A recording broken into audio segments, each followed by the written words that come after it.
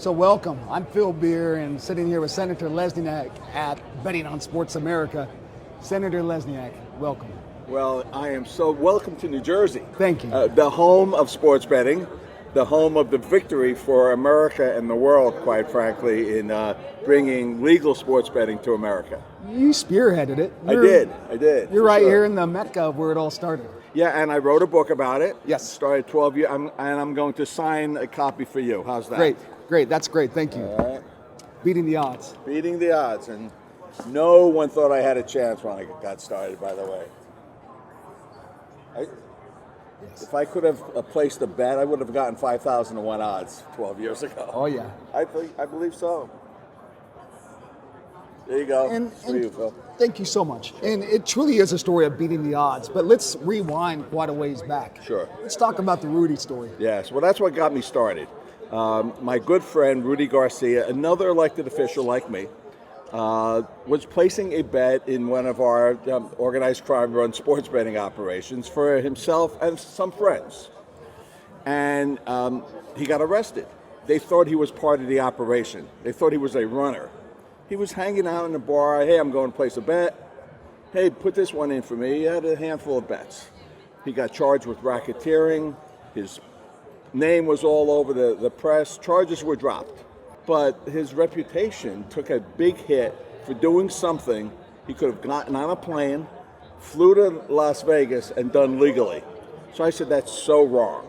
So that got me started. But then also our casinos and our racetracks were dying. You know, younger folks, they're not that interested anymore in casino gambling or in horse racing. So I felt they needed an infusion of new blood, which sports betting can bring and has brought to both of those. We lost 15,000 jobs in our casinos. Most of those jobs are now back already, thanks to sports betting. For those listening, how long has sports betting been legal in New Jersey? Well, it's been a little bit, I think over a year or less than a year. Not long, but the money's rolling in. The jobs have come back. When casinos and racetracks would be dead, nobody there. Now, whatever events, whether it's basketball, football, baseball, World Cup, I placed the first winning bet in New Jersey. Now, Governor Murphy, because he's governor, he cut in line. He placed the first bet, but he bet on Germany.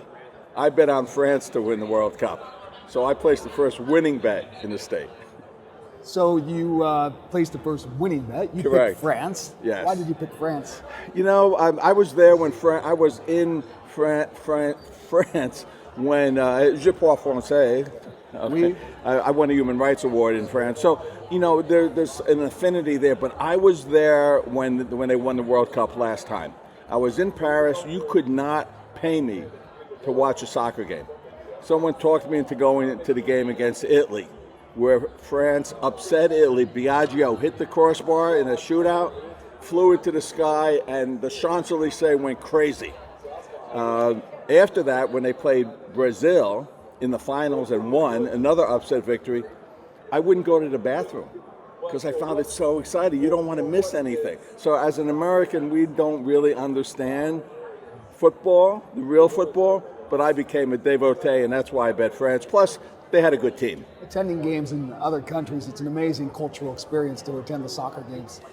Well, and that's why, you know, the NFL, and that's the other thing that really drove me, the hypocrisy of the NFL about not opposing sports betting in America. Yeah. When they were playing one game and then 4 games in Wembley Stadium where people bet in the stands, right?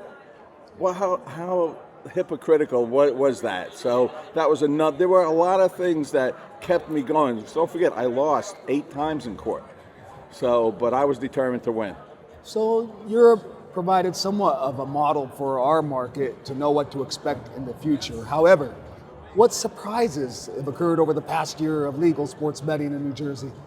You know, I have not been surprised. I think some people have been surprised about how big it has grown so quickly.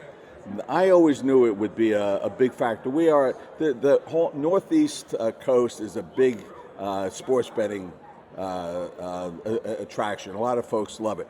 What has surprised me is that other states have not followed suit real quickly. I think maybe we only have 3. And New York, you would think New York would jump all over it. For some reason, Governor Cuomo is not a fan. I think that's a mistake, but you know what I say to New Yorkers? Come on down, put your bets in New Jersey. Senator Lesniak, it may be obvious for many listening, it may not for others. What are some of the benefits to legal sports betting in each state?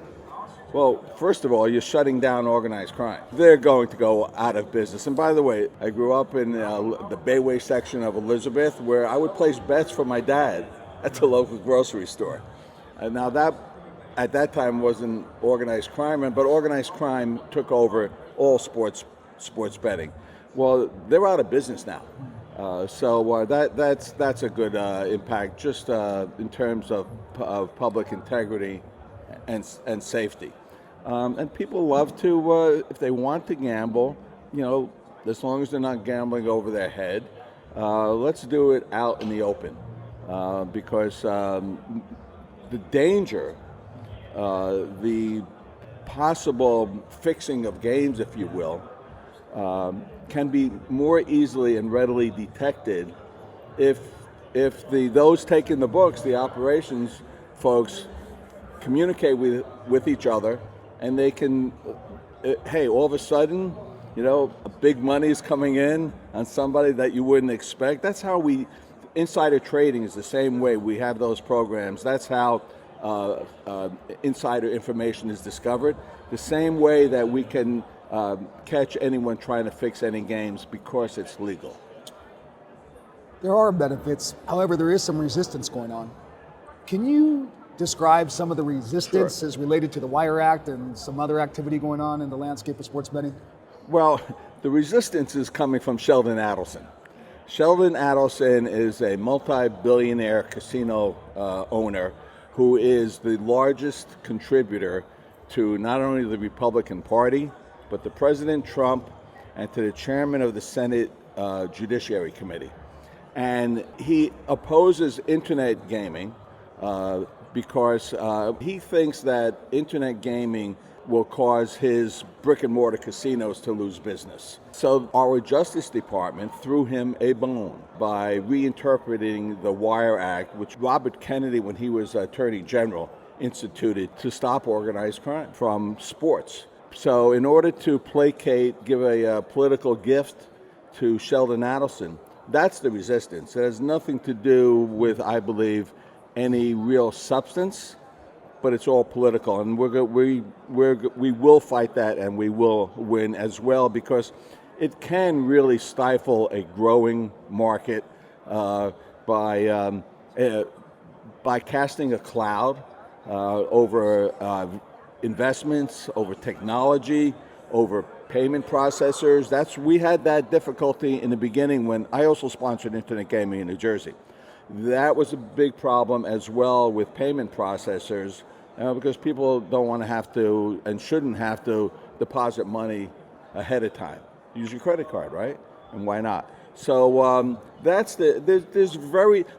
some resistance, and I understand it, for addiction issues, but that's with anything. And we also have software to detect problem gambling. And we dedicate revenue from sports betting for recovery programs for folks who become addicted to it. So it's political for the most part, and then the issue of people becoming addicted. That's there. That's always there. That's there when they were gambling with illegally as well. Can you walk us through the customer journey of trying to use their credit card and they tried to load their mobile account and it gets blocked? What's the solution? Well, the solution is to set the record straight with this, and that's why this new interpretation of the Wire Act is so, again, cast a cloud over any additional investment, and bankers will get worried that they're going to be prosecuted as a result of a broad interpretation of the Wire Act. So we have to win this case. We will win this case, just like we won the sports betting case.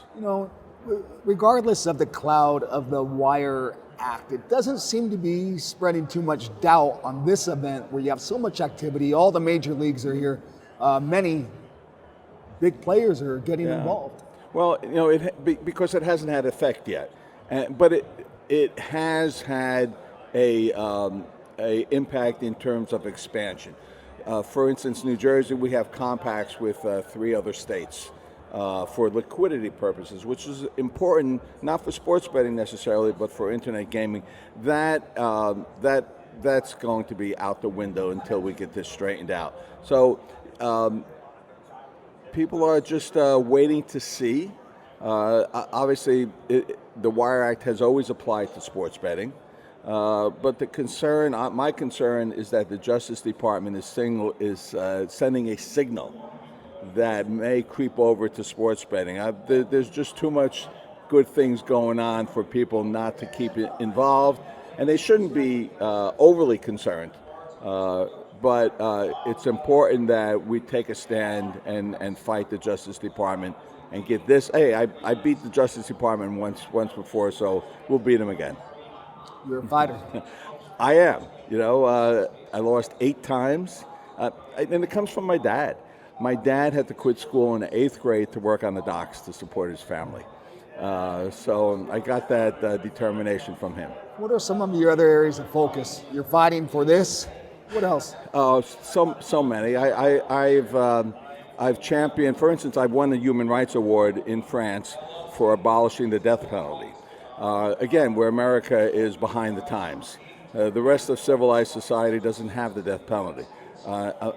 Most of America does. New Jersey doesn't. So criminal justice reform has been a major focus of mine, and also animal welfare, preserving animals' life on Earth. We have so many endangered species: elephants and tigers and lions, and animal cruelty. Treat our fellow inhabitants on Earth as we would treat ourselves. So those are 2 initiatives that I keep fighting for. Before we say farewell, Sure. Here we have your book, Beating the Yes. Odds. Any final words you'd like to share about your book or what's going on at the conference before we say? Well, yes, you can get my book on the LesniakInstitute.org. It tells the story of determination, not giving up, and continuing to fight for what you think is right. Well, Senator Lesniak, you're a great example of one that fights for what is right. Thank you for being here. Well, my pleasure. Thank you for having me.